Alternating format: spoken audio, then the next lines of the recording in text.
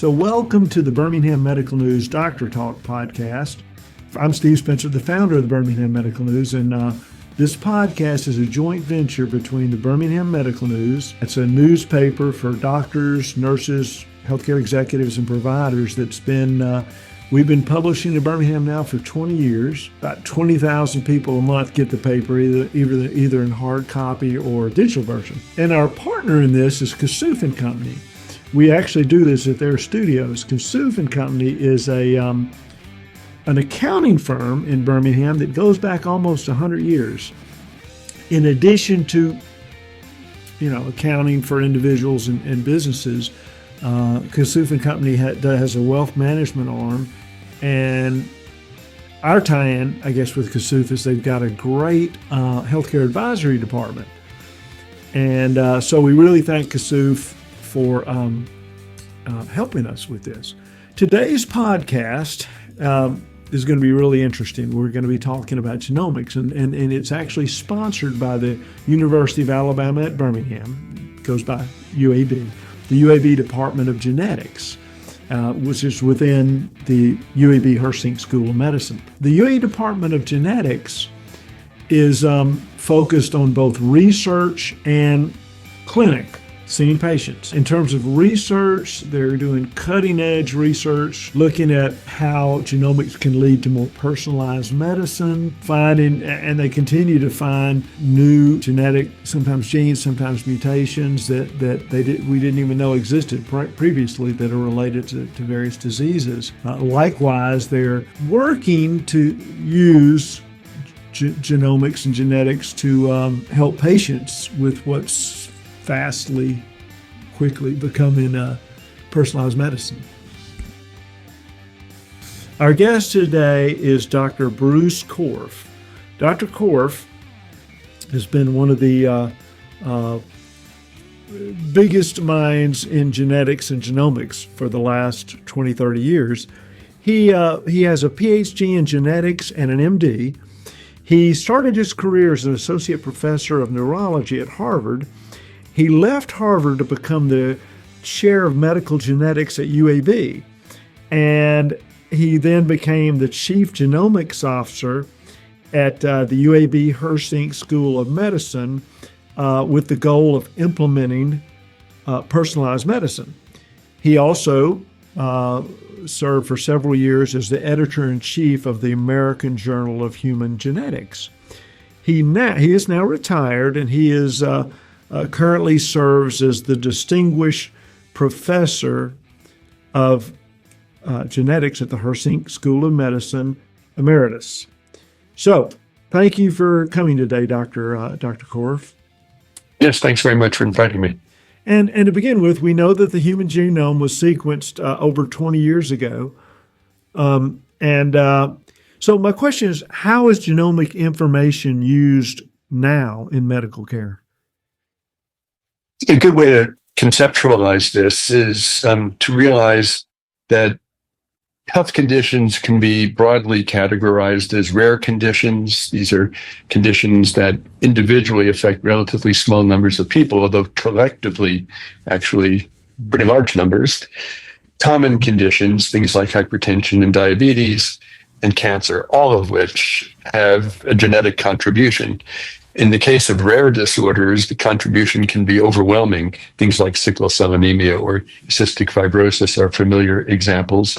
And genomics has, I would say, revolutionized our ability to establish diagnoses and even to begin to achieve treatment in these conditions that in the past were almost viewed as untreatable. In the common disorders, the ability of genomics now to identify individuals who are at risk of disease is rapidly improving to a point where we can imagine testing individuals who at the point of testing don't have signs or symptoms, realizing that their risk is increased and implementing strategies to reduce that risk. And cancer is fundamentally a genetic condition. Occasionally it runs in families, but in every cancer, the cause of that cancer and its behavior is the accumulation of genetic changes in the tissues that render those tissues kind of exempt from normal controls on cell division.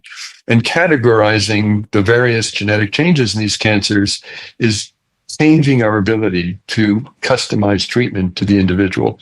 So over this couple of decades since the genome was sequenced, there has been a gradual but pervasive and ultimately revolutionary change in the way we think about health and disease. Okay. And I understand you use genomic sequencing to diagnose rare disorders as well. That's right. So rare conditions that cause, for example, intellectual disability, autism spectrum disorder, sometimes congenital anomalies, the kind of things that were frequently a reason to refer mostly a child, but sometimes adults, to genetic evaluations, has changed really dramatically. In the past, if you take autism spectrum disorder as an example, we were, fortunate if we could establish a diagnosis in 10%.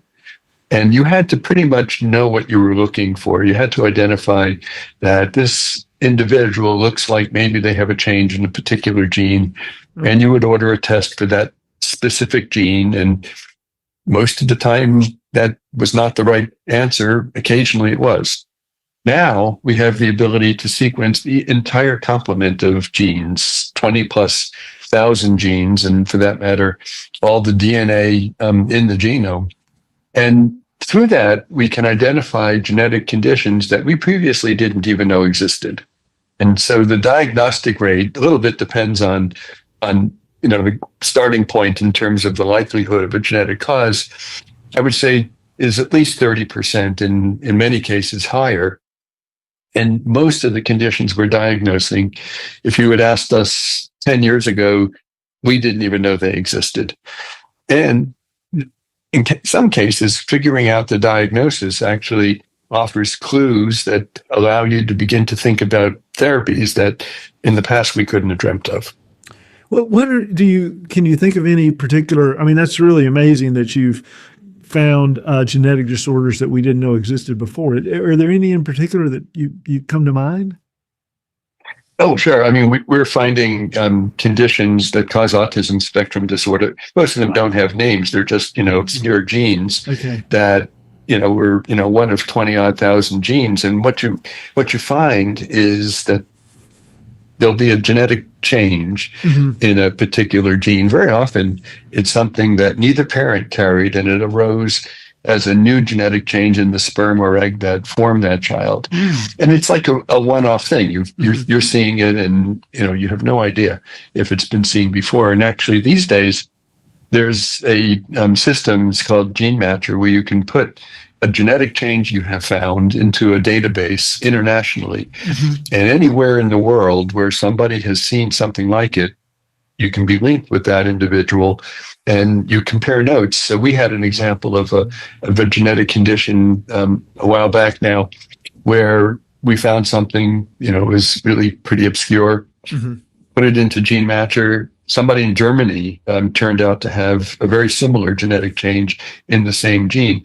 And when you compared their pictures, they could have been brothers. They looked so similar. And that actually was a paper we published now a couple of years ago. So this kind of phenomenon is happening literally around the world, and we're linked in with this international network. That's really interesting. And so this gene maybe neither the mom or dad had.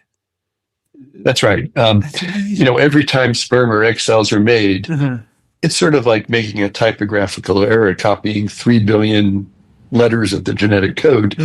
And there actually are genetic variations that occur all the time. Most of them don't fall in the middle of important genes. And so, it's like a meteor falling in the middle of the Pacific Ocean in the middle of the night. You might not even know it happened.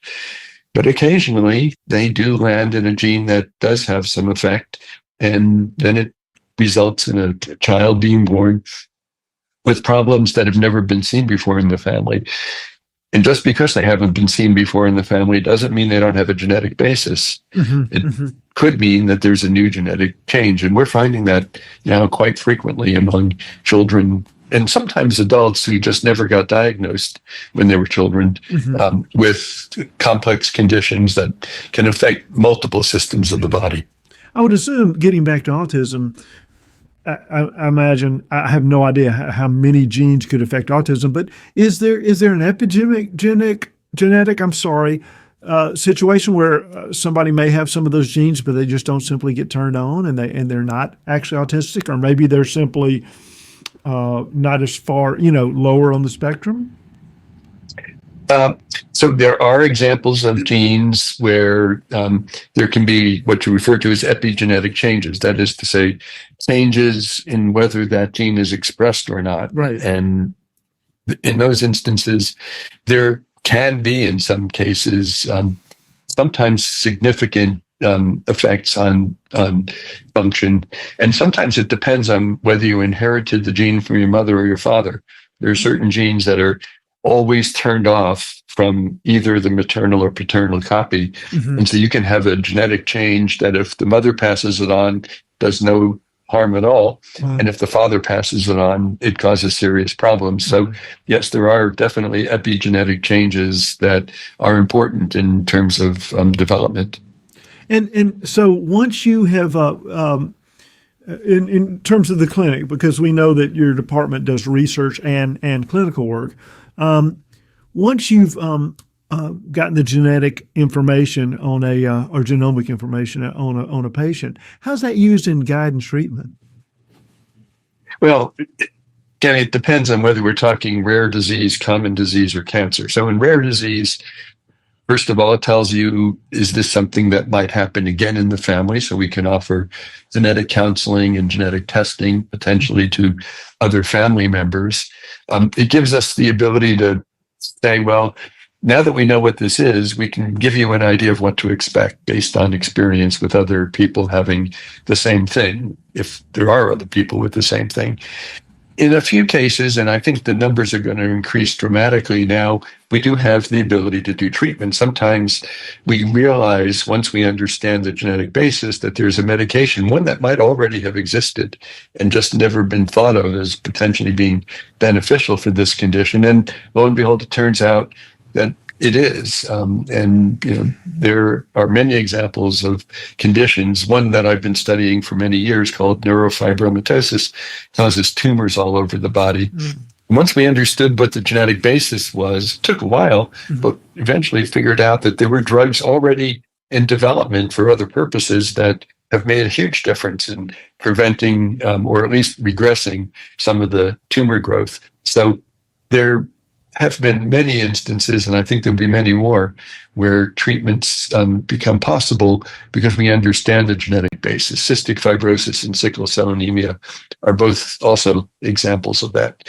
In the common disease area, if we identify individuals who are at risk, and we have been doing this actually for many years, in the Alabama Genomic Health Initiative, a state-supported project that UAB leads, we identify individuals who are at risk of cancer, such as breast or colon cancer, for example, or various kinds of heart disease, who may not have realized that they were at risk. And once that's been identified, then they can be monitored. And if there's any sign that they're beginning to develop signs or symptoms, then treatment initiated. So it offers a way to improve outcomes rather than wait for cancer to form, to identify it at an early stage and be able to deal with it is a huge advance.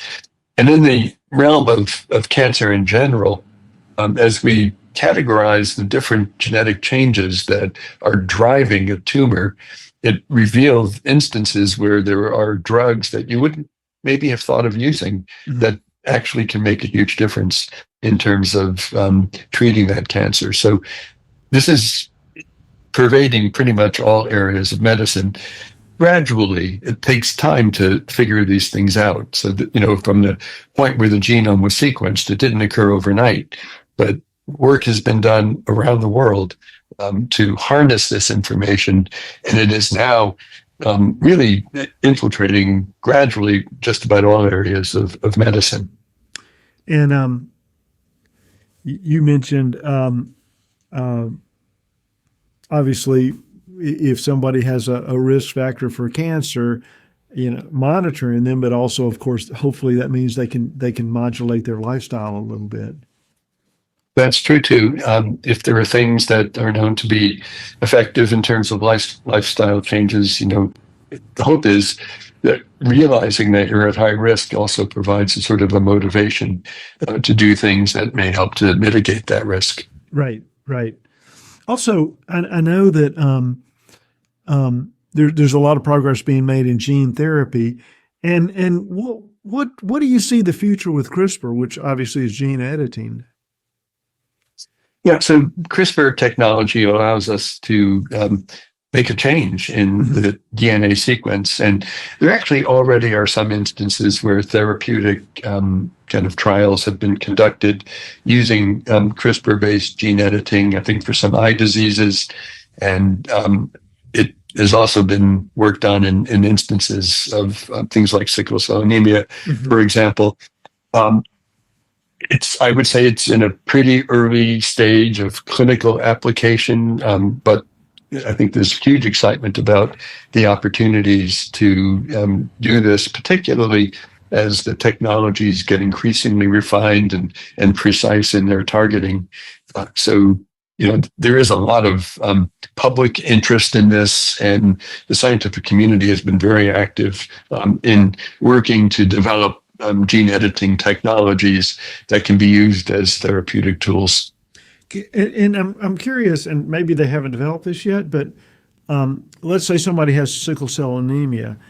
How do they edit their gene? Do they send it in via a virus, or I mean, Yeah, well, the thing about sickle cell anemia that has made it fairly tractable is it's a condition that affects blood cells. And so blood cells, which are produced in the bone marrow, are pretty accessible. So you can remove cells from the bone marrow, mhm. treat them. And I think in some of the cases, it's more to activate forms of globin that can compensate for the condition, Okay. and then put them back into the bone marrow and replace the cells that were naturally there with ones that have been altered Mhm. to help overcome the condition. Okay. And blood conditions particularly lend themselves because it's so accessible, relatively speaking. Mhm. On the other hand, neurological conditions, for example, are much more challenging because you don't have that access to the nervous system as you do in the blood. But there are lots of approaches that are being tested, including viruses and nanoparticles, which are the same kind of particles that were used in Mhm. or are used in some of the COVID vaccines Mhm. to allow penetration of modified genes into particular tissues. It's all, I think, in pretty early stage development, so it's not something that you're going to be able to access routinely at this point. But these are some of the technologies that are being tested as new approaches to treatment. To back up on one thing, by the way, now I know your department. It seems to me like one of the big goals of your department is personalized medicine. And earlier you were talking about if someone has a predisposition for cancer. Are, are you able at this point with their sequencing to discern that there's a particular cancer treatment that works better for this individual versus someone else? That is increasingly routinely being done. And it's not a departmental thing, really. It's a whole university-wide effort. Okay. Within, for example, the Department of Pathology, there's a testing lab now that is able to sequence the genome of cancer tissues that have been removed by biopsy and analyze those to see if there are drivers of that cancer that can be targeted with existing drugs. So, in the realm of cancer, this is a very active area, and it's being spearheaded through pathology and the Cancer Center at UAB. I mentioned earlier our efforts through the Alabama Genomic Health Initiative to identify individuals at risk, and we've been working with family medicine to integrate genomic testing and also pharmacogenetic testing Dr. Nita Limdy and the Department of Neurology, who, as I've retired, has now taken over management of the Alabama Genomic Health Initiative, has worked with her staff to do a pharmacogenetic analysis to identify genes that are that influence the way individuals metabolize drugs and help to identify instances where you can avoid side effects and maximize the likelihood of benefit, matching the individual's genetic profile to the medications that they need to be on. She's also been involved in a National Institutes of Health program to test the ability to do genetic analysis to identify individuals at risk for a variety of common disorders and to incorporate that into primary care. In the rare disease space, we have the Undiagnosed Diseases Program, which has existed at UAB for more than 10 years, and in the last year or so has joined the National Institutes of Health Undiagnosed Diseases Network, which provides kind of a ability to collaborate with centers around the country in using cutting-edge technologies to diagnose rare disorders. So there are many programs, not just in the Department of Genetics, but really spread across the institution, trying to integrate genomics across the entire spectrum of healthcare. Which makes sense because, you know, the ultimate goal is to use it. And so it makes a lot of sense that you want to use it as broadly as possible. Well, one last question. 10 years from now, where do you think we'll be with genomics in general, but also with CRISPR, things like that? So, you know, if there's one lesson that we probably have all learned in genomics is this field is moving with such speed that it's pretty difficult to make predictions that far out. And I'm not sure, for example, if you'd asked me 10 years ago, would I've anticipated things like what we call polygenic risk scores, which are what are being used to identify some individuals at risk of common disorders. So my guess is that a lot of the things that we'll be doing routinely in 10 years are things that we don't even know about today. I do think it's reasonable to expect that in the case of rare disorders, I take the point of view there's no reason somebody with a rare disorder shouldn't ultimately achieve a diagnosis. And doesn't mean that they'll always be treatable in the immediate future, but increasingly more and more of them will be. I think we'll see an integration of risk assessment into primary care, so that it'll be one more piece of information alongside, you know, things like cholesterol testing, which are pretty commonly done, to help identify individuals at risk and offer them management strategies, including, as you suggested before, lifestyle changes, but potentially also sometimes medical surveillance and even medications. And I think you will see a gradual increase in the use of genomics in cancer from a therapeutic point of view. When we'll be in position to, modify the genome in individuals with genetic conditions on a more routine basis, that's a pretty hard thing to guess right now. There remain, significant technical obstacles to achieving that. But the progress really has been impressive, and I have every reason to believe it will continue to be. I think one other thing just to keep in mind is that, most physicians were trained in the pre-genomics era, you might say. And so it wasn't part of their medical school or residency training to know about polygenic risk scores and genome sequencing. And I think what we're going to see in the course of the coming decade is, as the use of these approaches increases, it will just get kind of blended into the fabric of day-to-day medical practice. And, we don't necessarily expect physicians to be able to explain, how genome sequencing is done. And frankly, they don't need to know that. I would venture to guess most physicians couldn't explain how magnetic resonance imaging really works, and the physics behind it. But it doesn't impede their ability to use the information in clinical care. And I think that's the goal in genomic medicine also, is so that clinician doesn't need to know the fine details of how the genome got sequenced. What they need to know is when to use it and how it can influence medical decision making. And I think that's really our goal now, is to make its integration as seamless as possible into the workflow of day-to-day healthcare. Which is really amazing. And it's amazing that there's things going on now that you couldn't have predicted 10 years ago.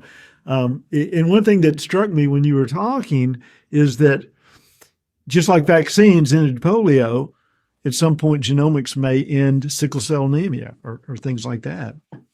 It's definitely on trajectory. I think part of the issues are there's a lot of things we can accomplish. Mm-hmm. And I think sickle cell is a good example of this, to achieve a much better outcome. Part of the challenge is scaling that so that it can be accessible to people who are actually living with that condition everywhere. Because obviously that's a goal. There's still a lot of work that needs to be done to achieve that kind of goal. Mm-hmm. Well, thanks a lot for your time. That's really interesting. And it's going to be amazing where we are 10 or 15 years from now. Yeah, I can't wait to see it. Yeah. Same here. All righty. Thank you. All right. Thanks very much. Absolutely. Thank you for listening to today's episode of the Ask the Doctor podcast, brought to you by the Birmingham Medical News and Kasuf & Company. Please make sure to like and subscribe, and make sure to tune in for our next installment. I'm Steve Spencer, and wish you and your loved ones a healthy journey until we see each other again.